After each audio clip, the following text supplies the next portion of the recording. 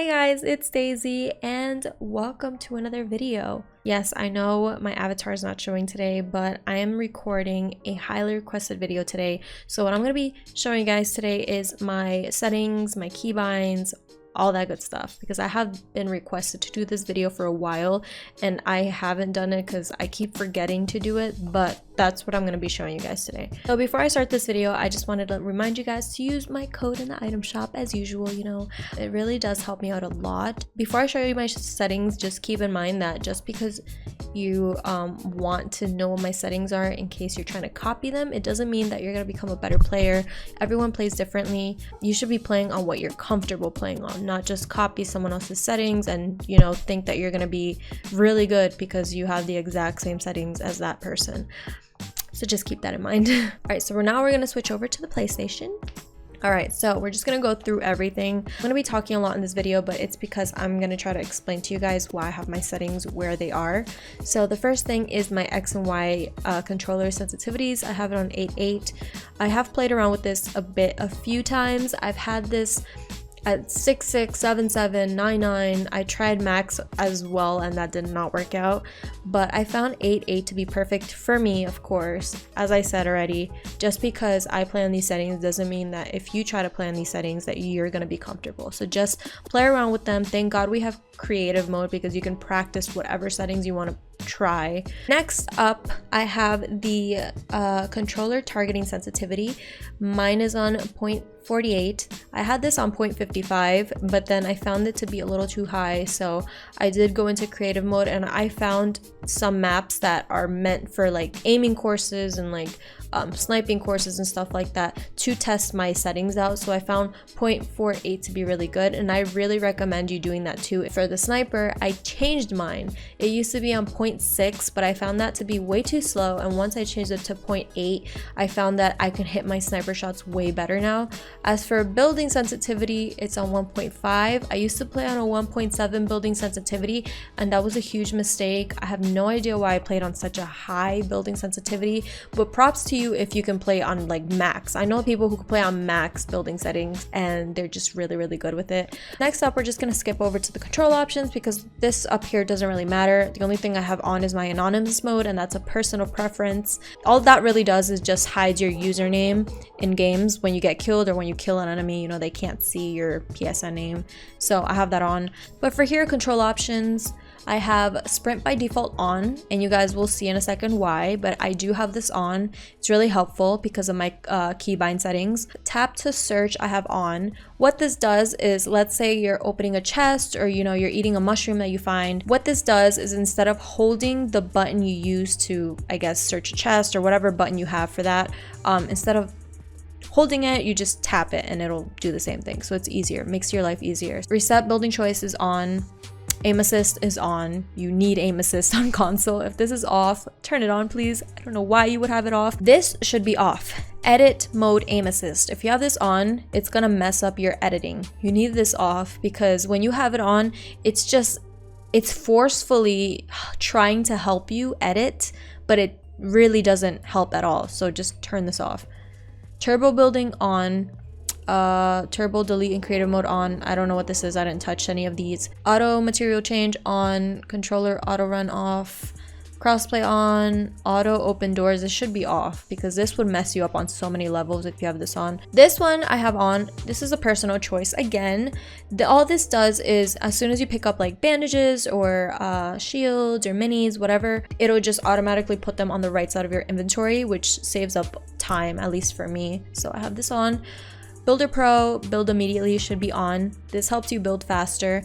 Next, vibration I have off. This really helps. I feel like on every game that I've ever played, having vibration off is helpful.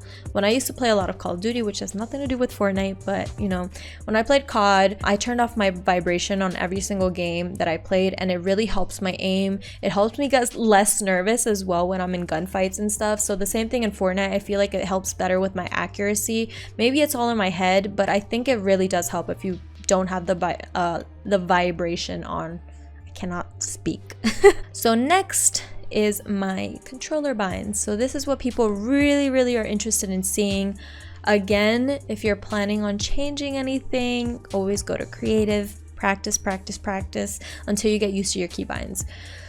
So the only thing I really have different on here is usually I would play on Builder Pro. So I went from Builder Pro and I went to custom, and everything else is the same. The only thing I have different is my pickaxe button, my edit button, my map button, my squad communications button, and place marker button. That's about it.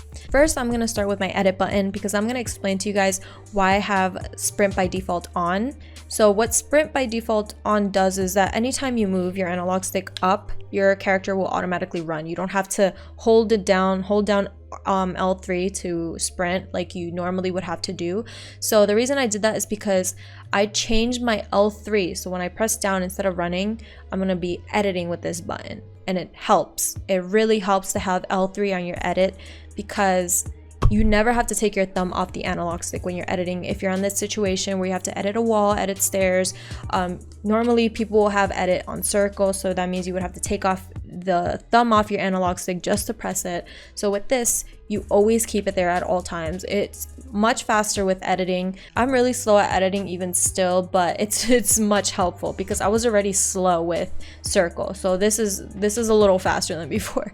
My pickaxe is on the touchpad button. The reason that I have it on here is because I played around with this when this first came out. I had my edit on triangle and then I switched my pickaxe to this button, the touchpad, and I got used to having my pickaxe here, so now I just keep it there. And for this, I just put place marker on triangle. So as for map, I have that on the right side of my D-pad, and then squad communications on the left, and that's about it. If you are planning though on switching your edit to L3, do remember to put sprint by default on because you need it. I feel like this is such an awkward video because I never really do face cams and like never really talk like this to you guys too much because you'll always see me trolling or like talking to my teammates, but I never really sit down too much and make videos like this where I'm talking to you guys the whole video, you know, like feels more personal, I guess. But yeah, hopefully any of these settings are helpful to you. I do have my fair share of horrible games.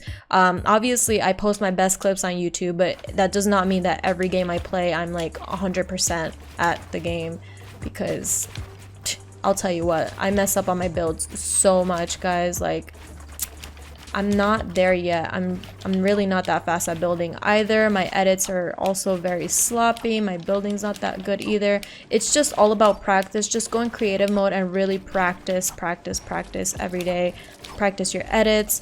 See, like with this, L3 is so easy. I just click it once and it does this. But if you're really looking to improve on Fortnite, I recommend definitely going into creative and going into like those editing courses. They have those where you practice your editing. They have aiming courses, shotgun courses. Like, people just made up so many courses that really help you if you practice on it every single day. So definitely try that.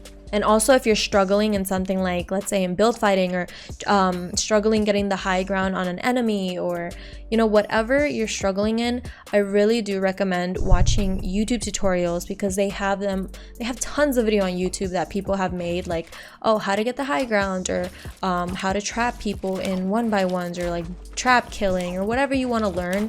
They definitely have videos. Like, everyone's made videos somehow, like helping other people.